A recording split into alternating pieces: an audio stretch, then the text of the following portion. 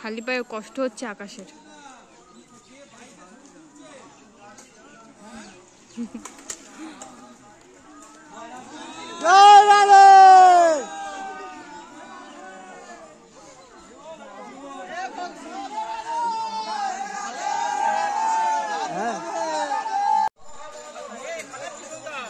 এই আসলাম, হাঁটতে পারবে না তো, হাঁটতে পারবে না তো, একটু ঘুরে নিয়ে যাই।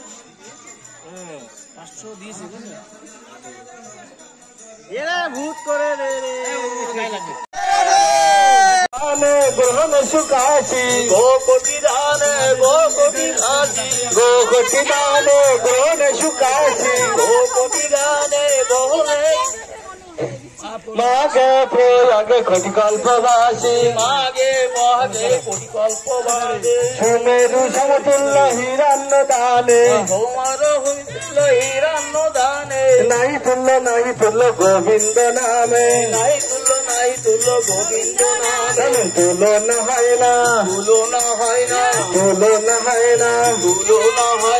গোবিন্দ নামের সমান তুলনা হয় না গোবিন্দ নামের তুলনা হয় না নেচে যায় রে সোনার গৌরাঙ্গ আমার নেচে যায় রে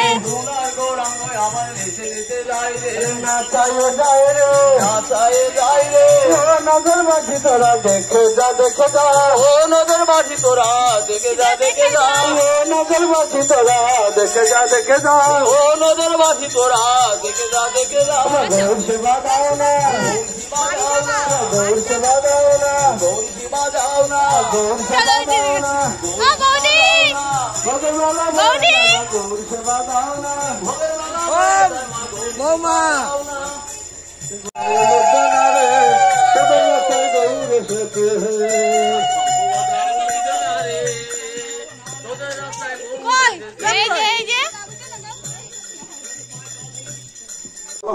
তাহলে কিন্তু আনন্দ হবে না।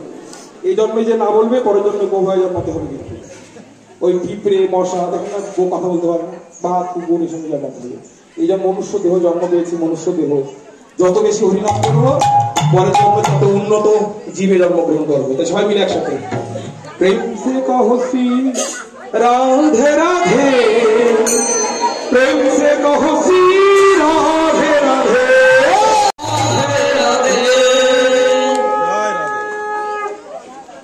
তাই এতক্ষণ আমরা আনন্দ করলাম, আপনার 3 দিন ব্যাপী আনন্দ করবেন।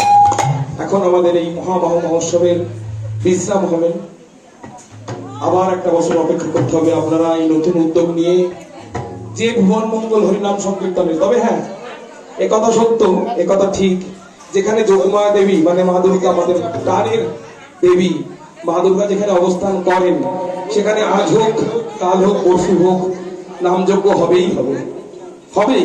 দেখবেন যেখানে যেখানে দুর্গা মন্দির আছে সেখানেই নামযজ্ঞ হয়। কারণ নামযজ্ঞ করলে শুধু আমাদের প্রভু খুশি হন না, নামযজ্ঞ করলে আমাদের যোগমায় অর্থাৎ দুর্গা দেবীও খুব খুশি হন। দেখবেন আপনাদের বাড়িতে সকলে যখন বাড়িতে লক্ষ্মী পূজা দেন, শনি পূজা দেন, বা যে পুজোই দেন না কেন, সবাই কি বললেন?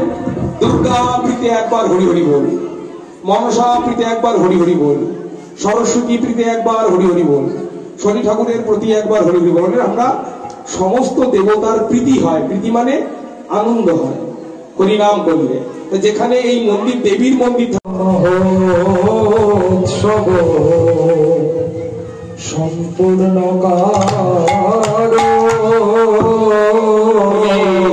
মহা মহা মহোৎসব সম্পূর্ণ